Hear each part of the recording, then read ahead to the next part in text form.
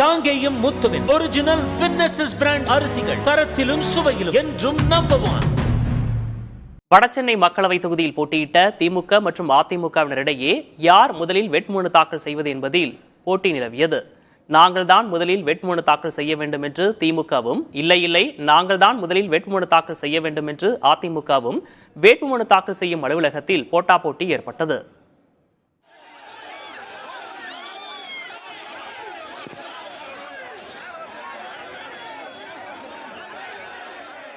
வடசென்னை தொகுதிக்கான வேட்புமனு தாக்கல் ராயபுரம் மண்டல அலுவலகத்தில் நடைபெறுகிறது. அதிமுக வேட்பாளர் ராயபுரம் மனோ 7ஆம் எண் டோக்கன் பெற்று தேர்தல் அலுவலரிடம் மனு தாக்கல் செய்ய காலை 11:55 மணியளவில் உள்ளே சென்றார். அவருடன் முன்னாள் அமைச்சர் ஜெயக்குமார், முன்னாள் MP வெங்கடேஷ் பாபு உள்ளிட்டோரும் சென்றனர். திமுக வேட்பாளர் கலாநிதி வீராசாமி அதே நேரத்தில் தேர்தல் அலுவலரிடம் மனு தாக்கல் செய்ய சென்றார். உடன் அமைச்சர் சேகர் பாபு, மேயர் பிரியா, சட்டமன்ற உறுப்பினர்கள் ராயபுரம் ஐட்ரி மூர்த்தி, RD சேகர், தாயகம் கவி உள்ளிட்டோர் இருந்தனர். கட்சி சார்பாக 2ஆம் எண் டோக்கன் பெற்றதாகவும் தங்களுடைய மனுவை முதலில் வாங்க வேண்டும் என திமுக தரப்பில் வலியுறுத்தினர். இதனால் திமுக மற்றும் அதிமுக இடையே தேர்தல் நடத்தும் அலுவலர் கட்டா ரவி தேஜா முன்பாக வாக்குவாதம் ஏற்பட்டது. முதலில் யார் வந்தது என்ற வாக்குவாதம் நீண்ட நேரம் நீடித்தது.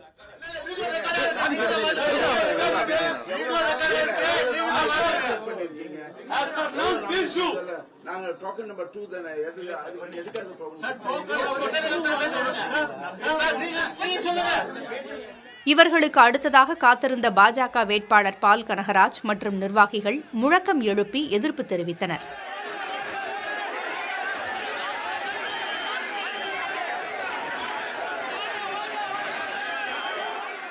பின்னர் தொகுதி அலுவலர் கட்டா ரவி தேஜா தமிழக தலைமை தேர்தல் அதிகாரி சத்யபிரதா சாஹூவுடன் தொலைபேசியில் ஆலோசனை மேற்கொண்டார்.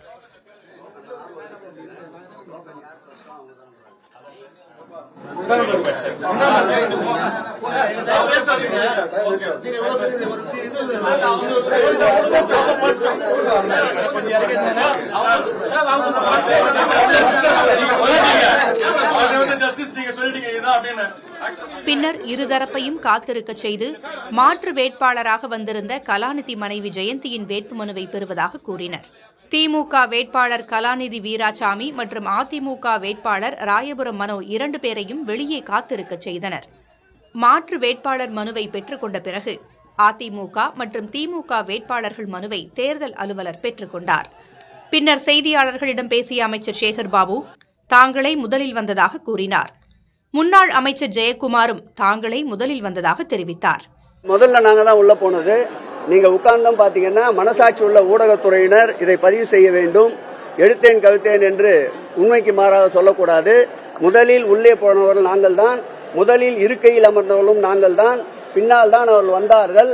அவர்கள் இருக்கை இல்லை என்று கோரிக்கை வைத்த பிறகுதான் அவர்களுக்கும் இருக்கை போடப்பட்டது என்பதை நீங்கள் நன்றாக அறிந்திருப்பீர்கள். ஆகவே முதல் சென்றவர் நாங்கள். டோக்கன் படி 2ஆம் எண் டோக்கன் வாங்கியவர்களும் நாங்கள் தான் என்பதை மீண்டும் மீண்டும் பதிவு செய்கிறேன். நாங்க 11:49க்கு இங்க வந்துட்டு என்ட்ரி போட்டோம். 11:59க்கு அப்படி இருக்கும்போது எங்களை தான் நீங்க வந்து முதல்ல நீங்க வேட்புமனு வாங்கணும். நீங்க அவங்கள வாங்குறதுல எந்த விதத்துல நியாயம் இல்லை அப்படின்னு சொல்லிட்டு ஒரு டோக்கனை கொடுத்தாங்க. எங்க டோக்கன் 7, அவங்க டோக்கன் நம்பர் 2.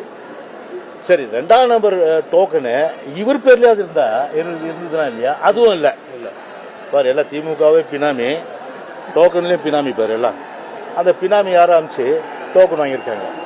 அந்த டோக்கனை வாங்கிட்டு அங்க வந்து 2ஆம் நம்பர் நாங்க தான் வந்துட்டோம்.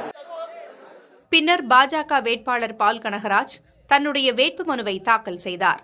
திராவிட கட்சிகள் வேண்டுமென்றே தாமதம் செய்ததாக அவர் குற்றஞ்சாட்டினார். திராவிட மாடல் அரசுகள் இன்றைக்கு இங்கு ஒரு சிறப்பான நாடகத்தை அரங்கேற்றி உங்களை எல்லாம் இன்றைக்கு உங்களுக்கு வேலை கொடுத்துட்டாங்க. ஆனா காக்க வச்சுட்டாங்க எல்லாரையும். இதனால என்னன்னா 3 மணி நேரம் என்பது ஒரு வாழ்க்கையில கிடைக்காத ஒரு நேரங்கள். இந்த 3 மணி நேரத்தில் பல அரிய விஷயங்களை பண்ணிருக்கலாம். வேட்பாளர்களுக்கு ஆதரவாக வந்திருந்த திமுக, அதிமுக மற்றும் பாஜக தொண்டர்கள் வெளியில் முழக்கங்களை எழுப்பினர்.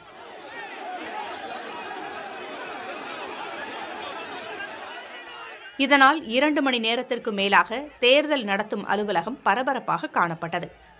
புதிய தலைமுறைக்காக செய்தியாளர் ராஜ்குமார். காங்கேயம் முத்துவின் ஒரிஜினல் வின்னசஸ் பிராண்ட் அரிசிகள் தரத்திலும் சுவையிலும் என்றும் நம்பர் 1.